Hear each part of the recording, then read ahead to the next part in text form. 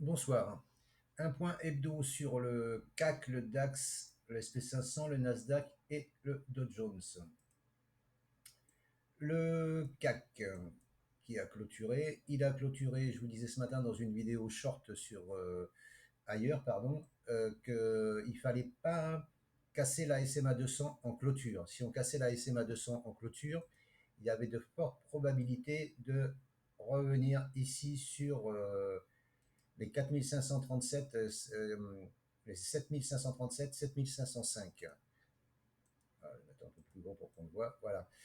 Et donc là, moi je pense que la semaine prochaine, on va casser. Parce que la 7 a croisé la 20. La tendance est toujours haussière, hein, enfin haussière neutre. Hein. Haussière neutre, parce qu'on n'a pas. Tant qu'on ne casse pas ce plus bas ici, la tendance, elle est neutre. Elle sera neutre. Voilà. Ici, on casse les 7505, on passera en tendance, enfin, pour passer en tendance baissière, il faudra qu'il casse ce ici, qu'il refasse un plus haut ici sans casser ce plus haut là, et qu'il reparte ici. Là, on sera en tendance baissière avec des sommets plus bas et des creux plus bas. Pour l'instant, on est en tendance neutre. Voilà. Donc là, moi, la semaine prochaine, je pense qu'on va casser ça et qu'on va venir ici déjà dans un premier temps. Et s'il casse ici, moi je pense qu'il va casser, hein, voilà, après ça n'engage que moi, qu'il va casser et qu'il va venir au 4000, 7458, ça c'est un objectif que j'ai vu en plus petite unité de temps. Et ce que j'aimerais, c'est qu'ils viennent ici et là, qu'ils construisent ici, là, qu'ils fassent un petit triangle, un truc là, et de là il repartira, il remontera là-haut. Voilà. Attention parce que s'il casse ce range là aussi, la probabilité qu'il descende ici, elle est forte aussi, hein, parce que on reporte la hauteur du range ici là, les flèches jaunes que je reporte en dessous. L'objectif, ça serait 7000, 7030. Hein. Donc ça, c'est pas impossible non plus. Hein. Donc attention, attention, attention. Il peut y avoir une correction un peu plus importante la semaine prochaine. Hein. Le début septembre, il peut être très volatile. Hein. Voilà, donc méfiance, méfiance. Mais déjà, dans un premier temps, un retour sur le bas du range, là, vous voyez, point bas, bas, bas, haut, haut, haut. La probabilité qu'on vienne ici, déjà, elle est engagée. Voilà, je ne dis pas qu'elle est forte, mais elle est engagée. Le DAX. Le DAX, lui, c'est différent. Enfin, c'est différent. Non, c'est pas différent. Il corrige aussi. Hein. Il corrige, il respire. Attention, c'est pas une chute, hein, c'est une correction, mais c'est pas une chute. Hein. Voilà. Donc là, c'est pareil, je l'avais posté ce matin. Euh, Là, on est sorti d'un triangle tracé avec les corps, hein, corps, corps, corps. Je vous l'avais déjà présenté la semaine dernière, corps, corps, corps. Et de là, je vous avais dit retour sur les 23 865. On n'y est pas venu. Si on, le plus bas, c'est 23 880. Donc voilà, on n'y est pas venu. Mais bon, voilà, je pense là aussi que on va venir ici, ici, peut-être un pullback ici. Voilà, mais moi je l'attends ici sur les 23 ici. Un chiffre rond ici. Je pense que sur les 23, la SMA 200 qui arrivera ici en support dynamique, il peut y avoir une réaction ici, hein, sur le ici là. Alors maintenant, est-ce qu'il va venir taquiner ce gap ici à 22 600, 22 700? Je sais pas. Ici là, voilà, combler ce gap ici là et après repartir, c'est possible. Mais après, s'il s'enfonce, hein, attention, hein, parce que là, après, il y a, vous voyez, résistant, support, support. Donc là, support cassé, là, cassure, pullback. Et là, s'il vient ici, c'est possible qu'il vienne ici aussi. Hein. Voilà. Et il y a ce gros gap ici, là, qui me fait de l'œil. Hein. Là, ici, s'il vient là, là, par contre, là, ça sera achat plein pot. Là, ça sera achat plein pot. Parce que ce gap ici, le gros gap, là, il correspond à, hop, je prends le plus haut ici, le plus bas que j'ai mal pris ici. Le gros gap ici, il correspond aux 50% de Fibonacci. Donc là, si ça vient là, ça sera un support en béton. Hein. Il y aura le gap plus les 50% de Fibonacci. Donc là, il y aura forcément, à mon avis, forcément un rebond. Au moins un rebond technique. Ça, s'il vient là, il y aura un rebond technique, ça c'est sûr. Voilà. Maintenant, qui ira jusqu'où? Je n'en sais rien, mais il y aura un rebond technique. Voilà, donc pour le DAX, la semaine prochaine, c'est pareil. Attendre une correction, une chute, vous appellerez ça comme vous voudrez. Mais la semaine prochaine, il va certainement y avoir des dégagements, des prises de bénéfices. Le SP500, le SP500, il fait un biseau ascendant. Alors c'est pareil, les biseaux ascendants, normalement, ça casse vers le bas. Là, hop, hop, il viendra à 7343.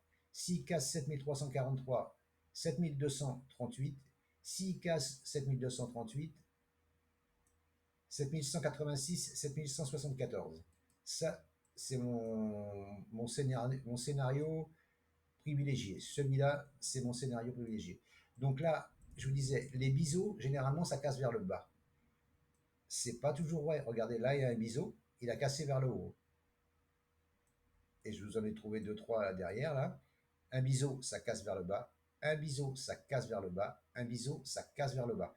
Alors quand ça casse vers le bas, ça ne veut pas dire une grosse chute, hein. Regardez, là, il a fait une chute, là, c'est pas bon, c'est pas mortel, mortel, hein.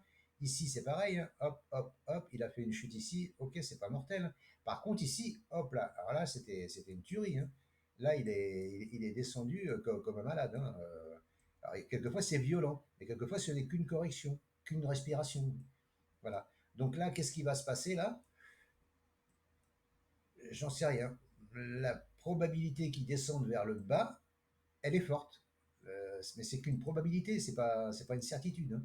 Voilà. Et moi, je pense que les 6186, 6174 serait un objectif atteignable. Pour la semaine prochaine, pareil. Là, il fait une belle rouge. Là, bon, là, c'est pas clôturé, hein, parce que c'est les US. Mais je pense que là, ça reprend la direction, hein. Mais la tendance est toujours haussière, hein, attention, hein. La tendance est toujours haussière, hein, avec une divergence baissière, je crois. Ouais. Alors voilà, oui, bien sûr, hein, le MACD, elle est sous son signal et la MACD refuse de croiser son signal. Ça, c'est un signal de vente aussi, hein. Le RSI, regardez le RSI. Le RSI, il diverge à la baisse. Là, j'ai pris ce point bas là, ce point bas là. Si le RSI casse ici, si le RSI casse ici, là, vous pouvez être quasi sûr qu'il y aura une respiration assez profonde, hein. Là, il faut que si le RSI casse, surveillez le RSI. Si là ça casse, le RSI casse, 6100, 6147, là, c'est envisageable. Les 6147 sont le dernier ATH de février 2025, hein, dernier plus haut ici, hein. C'est pour ça que j'ai noté ce point bas, ici, enfin ce point, oui, ce point bas, ce niveau qui sera un support. Voilà pour le SP500. Le Nasdaq, lui, c'est différent. Enfin, c'est différent. Il attaque à la baisse aussi, hein. Et il est dans un canal, alors, il est dans un canal haussier. Regardez le RSI, la MACD. La MACD, depuis le début du canal, la MACD elle dit le contraire.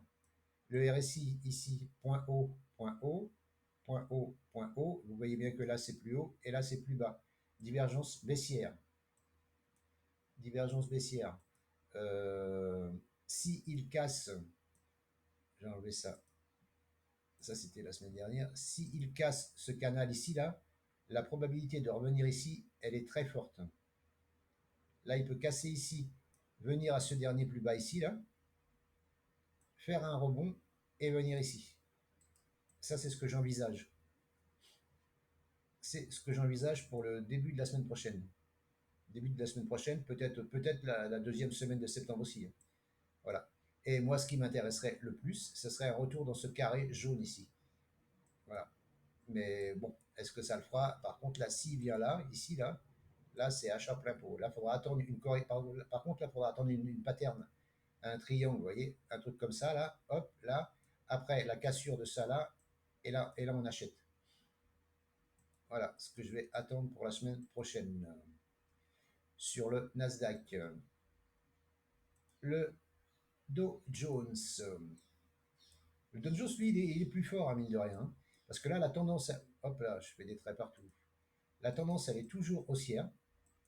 On est toujours au-dessus de la 7 et au-dessus de la 20 qui monte. La 7 monte, la 20 monte, la 200 monte.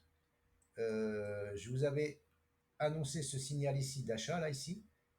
croisement 7,20, signal d'achat 7,20 au-dessus de la 200 qui monte, c'est un signal d'achat. Comme là, c'est un signal d'achat ici. Là, c'est un signal d'achat faible parce que le croisement se fait sous la 200, mais force est de constater que un croisement 7,20, c'est pas rien non plus. Hein. Voilà, je ne veux pas vous prendre la tête avec ça. Mais un croisement EMA7 et SMA20, c'est un signal haussier.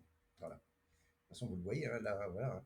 Et un croisement 7,20 à la baisse, vous voyez que ça fonctionne. Un croisement 7,20, vous voyez, hein, ça, c'est des trucs que j'avais fait avant. Croisement 7,20, hop, croisement 7,20, hop, croisement 7,20, hop, croisement 7,20, hop. Voilà. Je vous dis pas de suivre ça, je vous dis juste de backtester, de regarder, et vous verrez que c'est un setup gagnant à 70-80% du temps. Voilà ce que je pouvais vous dire sur les indices. Voilà, tiens, on va jeter un petit coup d'œil sur l'ETF du CAC 40 qui fait la même chose. Hein. L'ETF du CAC 40, voilà, il est pareil, il a fait comme le CAC 40, il a cassé son dernier plus haut. Lui, par contre, il a cassé son dernier plus haut. Il a créé ici un range, point bas, point haut, point à bas, point haut, point bas, point haut, point bas. Il a fait une fausse cassure. La probabilité qu'il revienne ici pour faire un rebond, elle est forte. Par contre, s'il casse, il y a un gap ici, un gap ici. Et là, hop, pareil, achat. Parce que moi, je traite des ETF, je ne traite pas les indices en direct. Hein. Voilà. Donc, je vous remercie de m'avoir écouté. Si cette vidéo vous a plu, n'hésitez pas. Commentez, partagez, likez et abonnez-vous. Je vous dis à bientôt. Ciao, ciao.